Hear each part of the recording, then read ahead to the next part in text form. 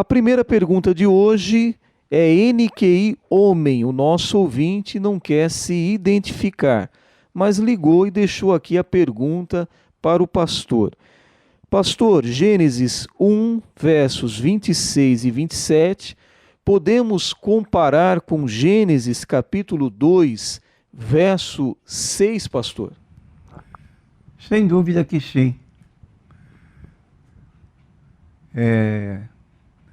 Nós temos aqui, enquanto Gênesis 1, 27 aponta que criou Deus, o homem, à sua imagem, não omite, porém, no final do versículo, que na verdade ele tinha criado o casal. Homem e mulher os criou.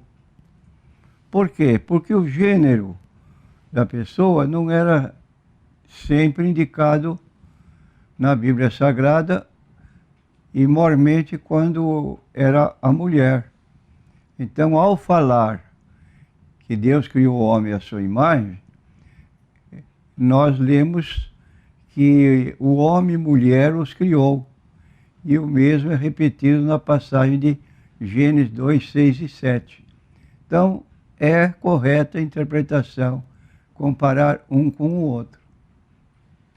A próxima pergunta é da ouvinte Fátima. A Fátima faz aqui inicialmente um relato ao pastor de que trabalhou em uma casa, com uma família, por 10 anos, prestou serviços a essa família, a esta casa. Só que a patroa faleceu, e isso já faz 7 meses que a patroa faleceu. E ela diz aqui que nunca foi registrada como empregada, ela não tinha férias e outros direitos aí trabalhistas para quem é empregada doméstica. E ela diz que até agora não foi gratificada pelo seu trabalho. Então é uma orientação que ela pede ao pastor. O que fazer, pastor? Coloco na justiça do trabalho ou deixo Deus agir, pastor? Em primeiro lugar, recomendo à nossa consulente Fátima que procure os familiares da falecida para quem trabalhava e exponha a sua situação como agora está fazendo. Trabalhou por 10 anos, não houve pagamento de obrigações trabalhistas e ela está precisando do dinheiro. Agora, dependendo da resposta da família, se aceita a condição de pagar, então o caso está resolvido. Então é um acordo que pode se fazer, um acordo trabalhista. E o caso está encerrado. Caso não obtenha sucesso nesse tipo de conciliação, procure seus direitos trabalhistas. É um valor que lhe cabe e que não podia ser ignorado pela família. Então procure seus direitos, é um direito que a nossa consulente tem e que deve valer, porque afinal de contas ninguém pode viver sem salário, né?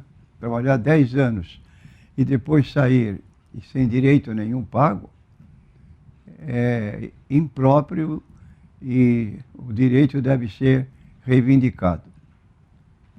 Muito bem, você pode continuar ligando 3307-4429. Ligue e faça a sua pergunta. Nós temos mais perguntas agora e o pastor Natanael Rinaldi dará início então a essas outras perguntas que chegaram aqui. Nós temos aqui uma pergunta. Ouvindo rádio, mulher que está perguntando, ouvindo a rádio, um pregador disse que temos de guardar os mandamentos, que Jesus não aboliu os mandamentos. Agora, a palavra diz que Jesus cumpriu a lei. Efésios 2:15. Favor explicar. Eu quero dizer ao nosso consulente que No capítulo 5, versículo 17 de Mateus, quando fala da lei, não veio abrogar, mas cumprir, não passará um tio, um jota da lei sem que tudo se cumpra, deve ser levado aí à consideração que nestes versículos de Mateus 5, 7, está sendo pregado o Sermão do Monte, 5 a 7, na continuidade da leitura dos demais textos. Nós vamos então encontrar que, na verdade, Jesus citou apenas 3 mandamentos do Decálogo. Repetindo, apenas 3 mandamentos do Decálogo. E citou mais 3 mandamentos fora do Decálogo, ou seja, na lei de Moisés. Logo, não se encontra na Bíblia lei de Deus de 10 mandamentos. 10 mandamentos integram a lei dada por Deus a Moisés. Quantos mandamentos tinha essa lei? Tinha 613 mandamentos. Estão eles no livro de Gênesis, Êxodo, Levítico, Números e Deuteronômio. Agora, nós lemos no Novo Testamento, em Gálatas capítulo 3, versículo 10, que quando alguém se propõe a guardar a lei, ele deve fazer da seguinte maneira. Capítulo 3, nós lemos que o seguinte: todos aqueles, pois, que são das obras da lei, estão debaixo da maldição. Porque está escrito: maldito todo aquele que não permanecer em todas as coisas que estão escritas no livro da lei para fazê-las. Não diz aqui nas tábuas da lei, 2 tábuas, mas não estão escritos no livro. O livro chamava-se Pentateuco. E Pentateuco vem de 5 livros iniciais da Bíblia Sagrada. Agora, que os que se propõem a guardar então a lei, teriam essa obrigação, não de guardar, fazer uma restrição de 10 mandamentos e deixar todos os demais mandamentos morais que estão nos outros livros, como Levítico, Deuteronômio, deixar de lado. Está fora do propósito bíblico. Então nós lemos aqui ainda, no mesmo livro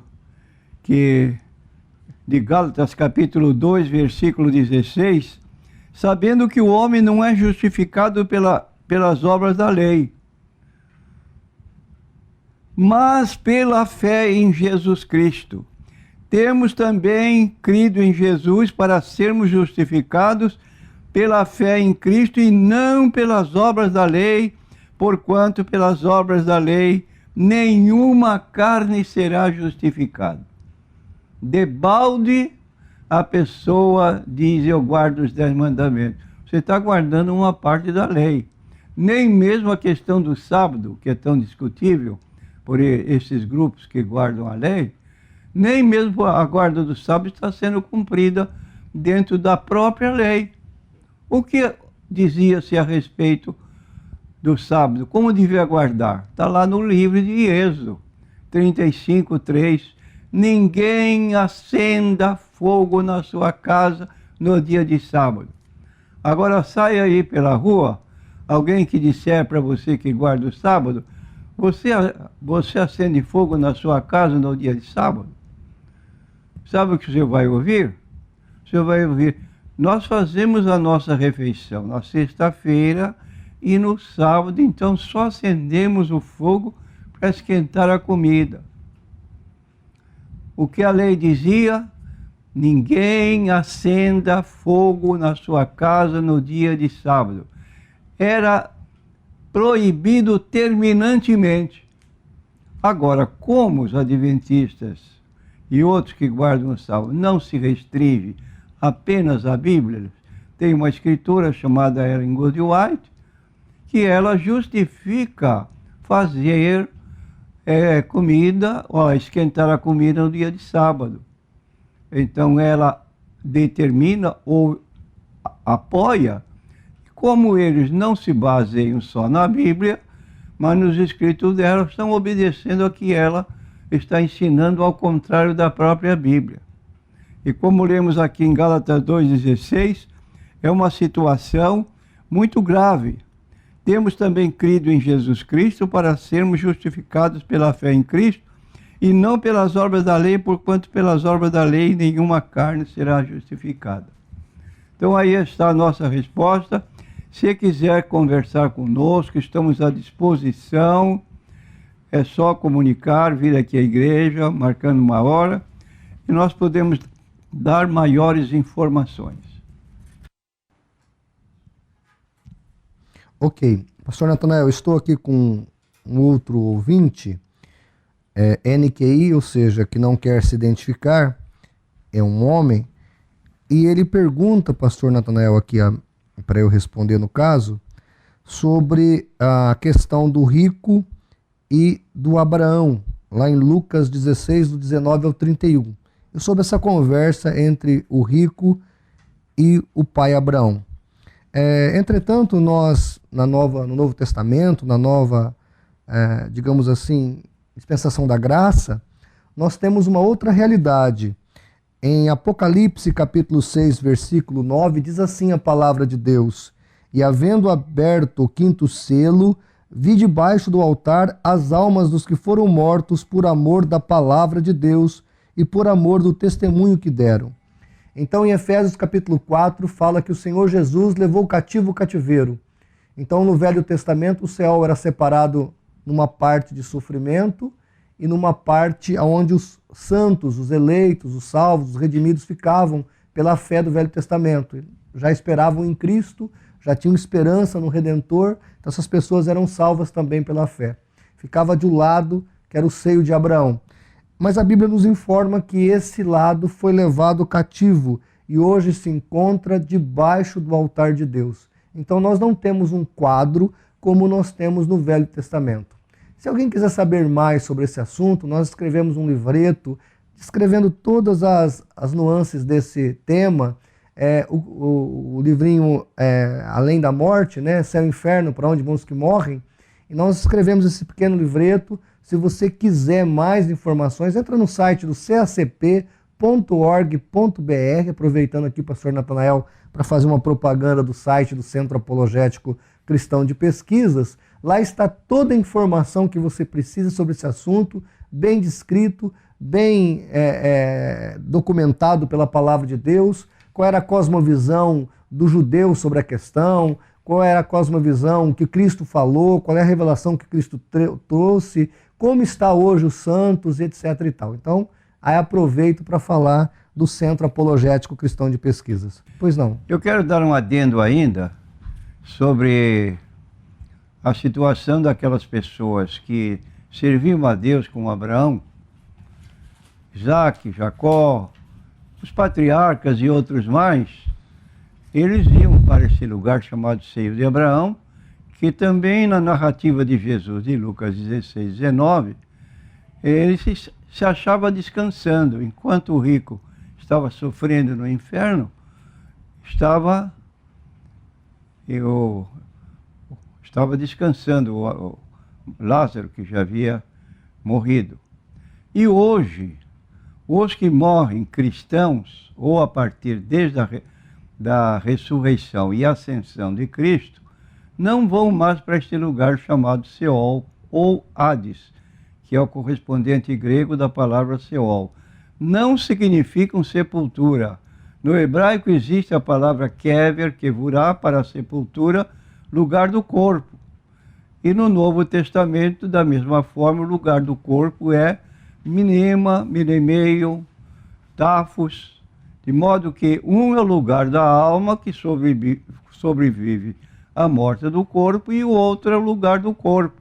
Então o corpo está na sepultura inconsciente, enquanto a alma que se retira, ela vai estar com Cristo. Exemplo da Bíblia Sagrada.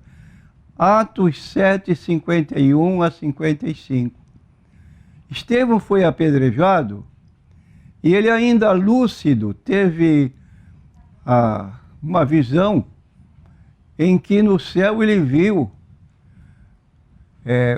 Jesus em pé ao lado do Pai sentado. E então ele dirigiu uma oração para Jesus, dizendo: Senhor Jesus, recebe o meu espírito. É como se ele dissesse: recebe-me. Logo em seguida, nós lemos o versículo seguinte, quando diz então: tendo dito isto, dormiu. Dormiu o quê? Se ele tinha entregue o seu espírito a Jesus, o seu corpo dormiu na sepultura. É o que acontece ainda hoje. Mas hoje ninguém mais vai para o céu, a não ser aquelas pessoas que recusam a Cristo. Este lugar está aberto para recepcionar aquelas pessoas que hoje ainda não estão seguindo a Jesus Cristo. Sabe por que hoje ainda estão nesse lugar? Porque haverá o dia de juízo. Está no livro de Apocalipse 20, versículo 11 a 13. Quem não tiver o nome no livro da vida, sua parte é no lago que arde com fogo e enxofre, que é a segunda morte. Sai do Seol para entrar num lugar pior, onde o diabo fará companhia. Apocalipse, repito, 20, versículo 10. Ok. Realmente, pastor Natanael, é uma grande verdade. E quem quiser mais informações, eu repito, nós temos bastante lá no site do CACP sobre essa questão da mortalidade da alma, né, pregado por algumas seitas. É importante também os ouvintes e telespectadores entender que tanto as testemunhas de Jeová quanto os adventistas, eles ensinam o sono da alma não é por uma revelação bíblica, mas é para tentar defender a sua heresia principal. No caso das testemunhas de Jeová, o paraíso na terra, não seria o paraíso no céu. E o caso dos adventistas, o juízo investigativo. Então eles precisam da doutrina do sono da alma para poder consubstanciar as suas outras heresias. Eu estou aqui também, pastor Natanael, o nosso irmão acabou de me passar, o nosso irmão Rogério, um NQI. Acho legal esse negócio de NQI, né? Não quis se identificar, é isso? Eu achei que era o nome de uma pessoa. É uma mulher, no caso aqui. Ela pergunta, no episódio de Saul, consultado a pitonisa lá no livro de Samuel, e realmente teria Samuel falado com Saul? Bem, a maioria dos comentaristas bíblicos, isso os grandes teólogos hoje e da história sempre entenderam que esse fato foi uma fraude. Há muitas evidências teológicas para compreendermos que a aparição que aconteceu no primeiro livro de Samuel, capítulo 28, não foi realmente Samuel, mas foi uma fraude.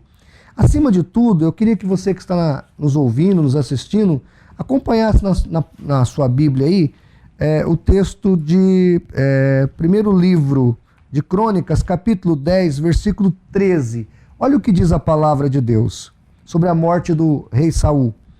Assim morreu Saul por causa da transgressão que cometeu contra o Senhor, por causa da palavra do Senhor, a qual não havia guardado, e também porque buscou a adivinhadora para consultar. Então, Deus decretou a morte de Saul pelo fato dele justamente ter consultado a feiticeira, a pitonisa, a bruxaria, a feitiçaria. Deus o condenou e permitiu que ele fosse morto por causa desse pecado. Agora, olha a incoerência de quem defende a tese de que Deus permitiu que Samuel voltasse na consulta da pitonisa.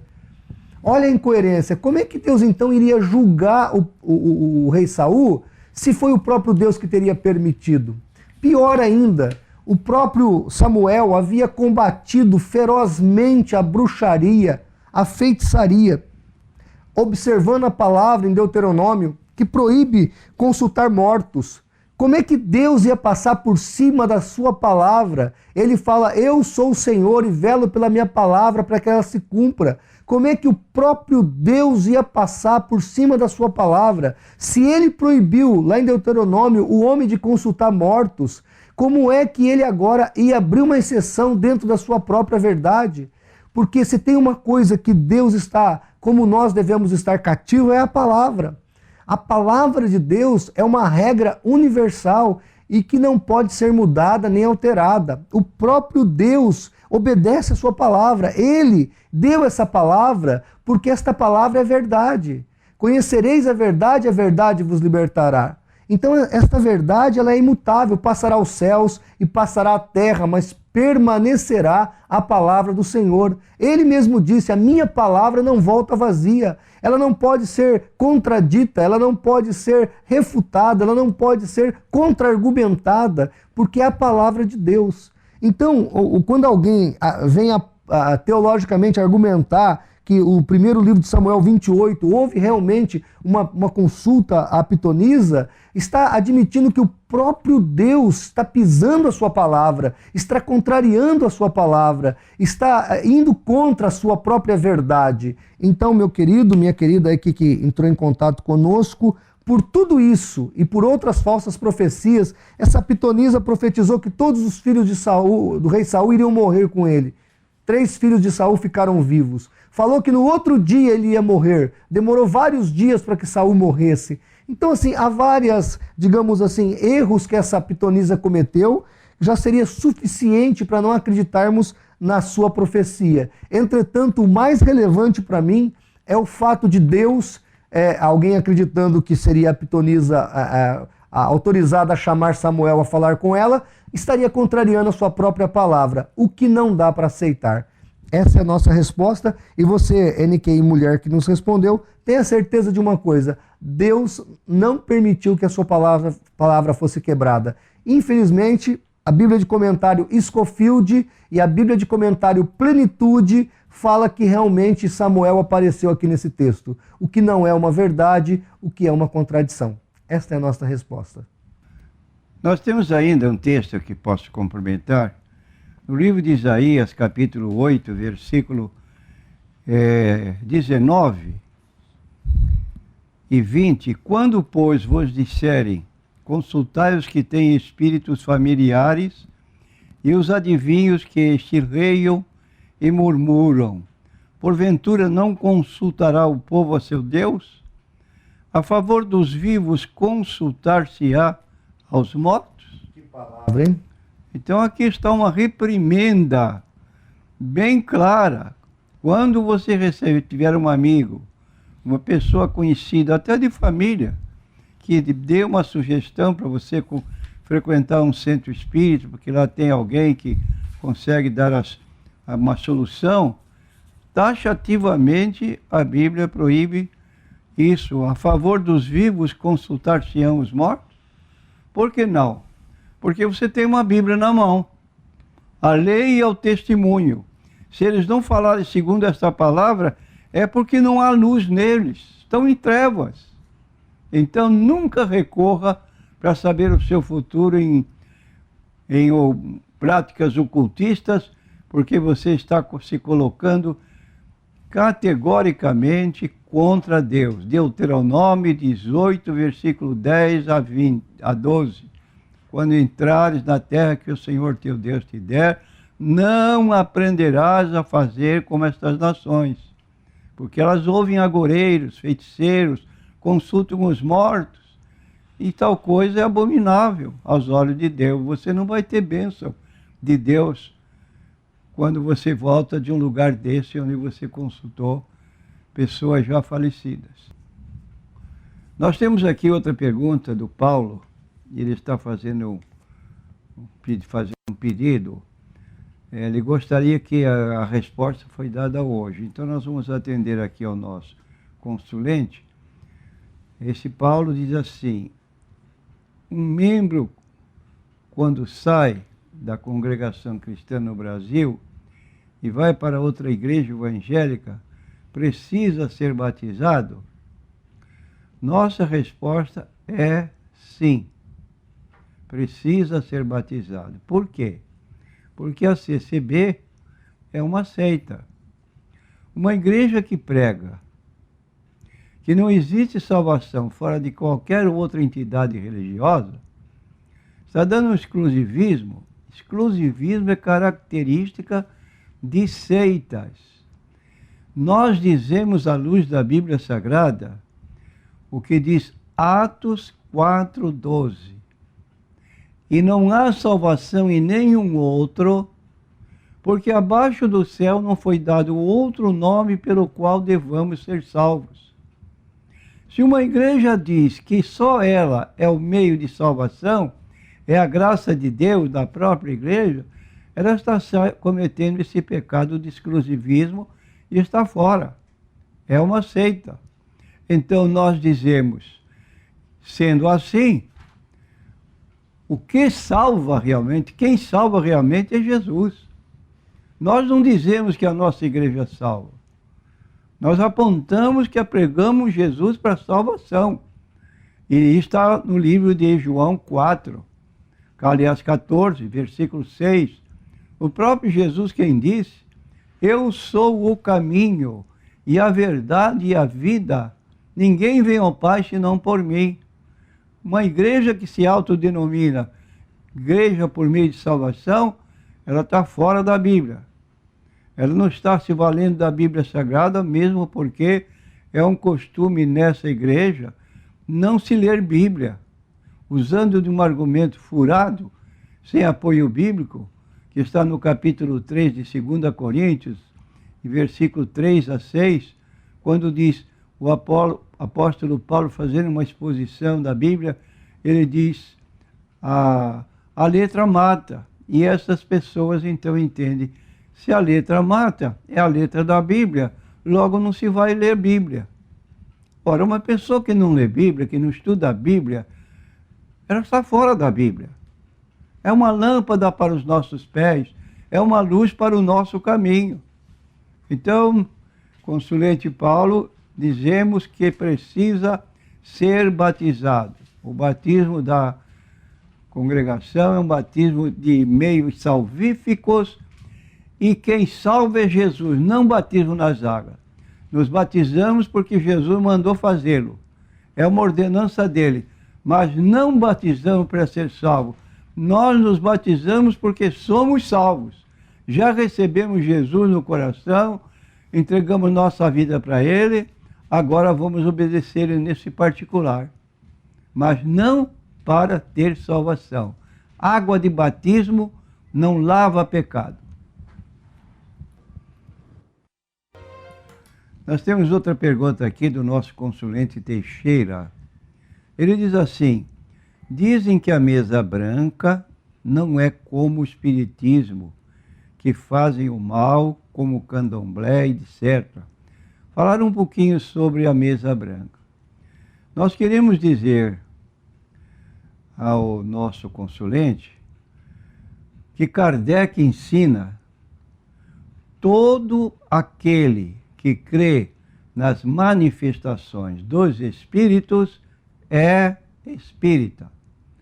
Logo, o nosso consulente está mal informado com relação a essa situação que ele faz de que esses grupos afro-brasileiros, como o candomblé, com quimbanda, umbanda, eles não se integram ao espiritismo. Daí surgir essa expressão mesa branca. Só líderes, só pessoas de cultura, que estudam bem Allan Kardec, essas pertencem à elite do espiritismo, que é então declarada a mesa branca. Mas dentro do próprio ensino espírita, se a Umbanda, por exemplo, tem o caboclo e o preto velho, invocam os espíritos desses líderes do passado. Se invoca o espiritismo, o espírito das pessoas falecidas, é espírita, porque tem a prática entre elas. Então, não vemos essa situação como sendo normal. Nunca esqueça isso. Todo que crê nas manifestações dos espíritos é espírita. Citação de Kardec. Se quiser que mostre no livro dele, nós temos os 7 livros de Kardec.